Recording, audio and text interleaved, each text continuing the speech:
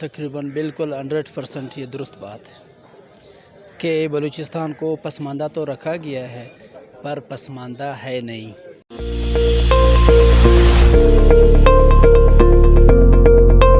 बलूचिस्तान से ताल्लुक़ रखने वाले एक्टिविस्ट वकील एडवोकेट अनवर जान नासिर हमारे साथ मौजूद हैं। इनसे गुफ्तगू करते हैं, बलूचिस्तान के मसाइल के हवाले से बातचीत करेंगे और ये जानने की भी कोशिश करेंगे कि वहाँ की ग्राउंड रियलिटीज़ जो मुख्तलिफ़ ख़बरें हमें सुनने को मिलती हैं उन्हें लेकर क्या हैं। जान साहब, first of all thank you, आप इस्लामाबाद आए हुए हैं और बहुत खुश आमदीद। जानना ये चाहूँगा कि बलूचिस्तान से ताल्लुक़ रखते हैं आप, ज़ाहिरी बात है बलूचिस्तान में हमेशा जो बलूचिस्तान का ज़िक्र आता है तो पाकिस्तान की पसमानदा तरीन इलाकों, पाकिस्तान के पसमानदा तरीन सूबे के तौर पर बलूचिस्तान को कंसीडर किया जाता है। क्या ये दुरुस्त बात है? ये तकरीबन बिल्कुल 100% ये दुरुस्त बात है कि बलूचिस्तान को पसमानदा तो रखा गया है पर पसमानदा है नहीं। एक शेर मैं पश्तो में कोट करूँगा और साथ में आपको तशरीह भी कर देता हूँ गनी खान बाबा की। ज़ख्पल वतन द पजड़ा सुम च तख्वार वलिए वतन वैल च ज़ख्वार नयम खो गमखार में नस्ता।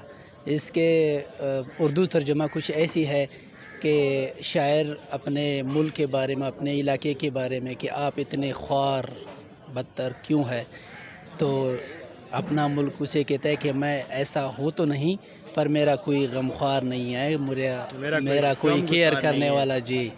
तो ऐसी ही बात है। अगर बात की जाए बलूचिस्तान की, अगर बलूचिस्तान पे काम किया जाए सही मानों में ईमानदारी से और मुखलिस हो के, तो शायद पाकिस्तान कभी भी बाहर मुल्क से फ़ंड लेने के जवाज़ ही न बने। इतने क्यों मादनियात और इतने क्यों अल्लाह ने हमें नवाजा है उस बलूचिस्तान को, वहाँ पे कोई काम हो तो शायद खुशहाली आ सकती है पूरे मुल्क में जी। बिल्कुल पसमानदा रखा गया है। लेकिन ये पिछले 75 सालों में वहाँ पे मुख्तलिफ़ कबायली सरदारों की हुकूमतें भी रही और वहाँ का जो कल्चर, तो थोड़ी बहुत मेरी मालूमात हैं जिस हद तक मैंने स्टडी किया है, जो आम लोग हैं बहुत ज़्यादा ऑनर देते हैं, बहुत ज़्यादा रुतबा देते हैं, बहुत ज़्यादा इज़्ज़त देते हैं फ्यूडल लॉर्ड्स को, मादरत के साथ, यानी कि सरदारान को। तो क्या अभी तक उन सरदारान ने या जो भी लोग इन 75 सालों में हुकूमत में रहे हैं उन्होंने अपने मफादात पर अवाम के मफाद को, आम लोगों के, आम इंसान के मफाद को तरजीह नहीं दी? तकरीबन आपकी बात क्वेश्चन को अगर मैं एलेबोरेट करूं कि उन्होंने बिल्कुल नहीं दिया, क्योंकि उनसे मेरी ज़ाती उनसे गिला बनता है मेरा। मैं आपको थोड़ी सी तशरीह कर लूँ। अगर वो लोग मुखलिस होते, अगर वो है हमारे साथ, तो शायद हमारे इस इतने छोटे सी आबादी वाले इलाकों में शायद बहुत खुशहाली होती।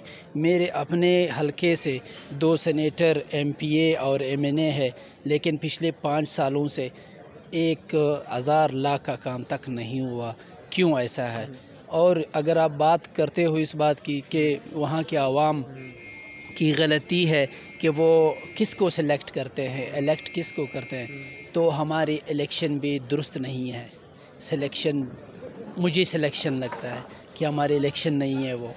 बलूचिस्तान में आपने देखा होगा हर बार मखलूत गवर्नमेंट हुकूमतें बनती है, ऐसा क्यों?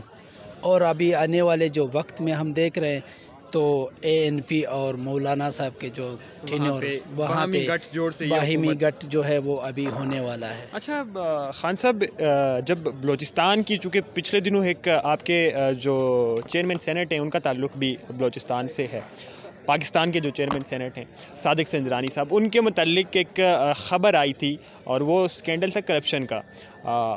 आपके बलूचिस्तान से मतलब जितने भी लोग पॉलिटिक्स में हैं या बड़े ओहदों पे हैं, उनके बारे में कहा जाता है या तो वो ठेकेदार हैं, ट्रांसपोर्ट से मुंसलिक हैं, या ये मदनियात के कारोबार से मुंसलिक हैं, या तो फिर वो किसी गैर कानूनी एक्टिविटी में मुलव्वस पाए जाने वाले लोग ज़्यादातर वहाँ के सियासतदान हैं। क्या ये बात दुरुस्त है? आप वहाँ के मकामी हैं, इसमें कितनी हकीकत है इस बात में? इस बात में भी बहुत हद तक हकीकत है कि वहाँ के लोग खुल के तो हमारे सर पे हाथ रखने वाले हैं, लेकिन अंदर से जड़ काटने वाले हैं।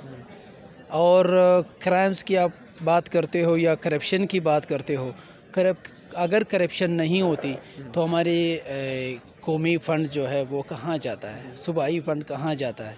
हमें तो हर साल जो फ़ंड रिलीज़ होता है तो हमें तो मिलता तो है, پر وہاں پہ استعمال کیوں نہیں ہوتا, کہاں چلا جاتا.